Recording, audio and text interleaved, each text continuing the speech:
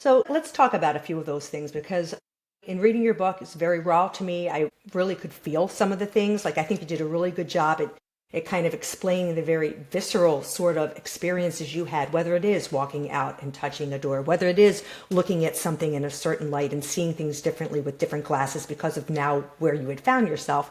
But there are about five mantras I walked away that I think are part of your how, meaning how did you start to find yourself? How did you reclaim your agency? How did you all of a sudden, even though you may have been, locked away, you still had your mind. And I think you somehow dug deep somewhere to be able to realize some things. So, I want to go through a few of them and kind of, if you can give me just a little bit on what that meant to you and where you used it, like freedom is practice. Could you give me a little bit of where that came from? Free my search for meaning, like it's called that because I felt like this idea of freedom is something that has a huge resonance for me in my life. This, clearly my freedom was taken away from me in a very literal sense, but even after it was given back to me, I had limitations imposed on me that felt like obstacles to self-realization. And so I had to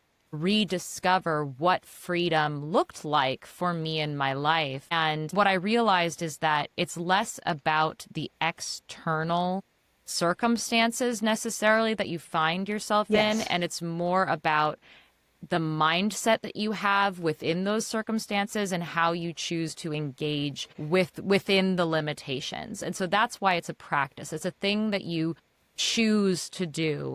Because I think one of the big sort of like mind-blowing things for me was realizing that even if I'm not in a prison cell, I'm still bound Yeah. by the Yeah, you circumstances of are. my life. And if I have the mindset like in a prison cell of, if only I was not in this prison cell, well, I'm going to be living in a state of limbo because here I am, like actually in a prison cell, and I'm not living the life that I have, which is in a prison cell. And the same thing could be said of whatever circumstances that we can say about our life. We can say, if only I wasn't sick, or, oh, if only I wasn't this thing or that thing. And that can become a debilitating limitation in our life instead of a limitation that we Sure. acknowledge and then Sure. say, okay, how do I be effective? How do I move? How do I exist? How do I make meaningful choices within the bounds of what is possible?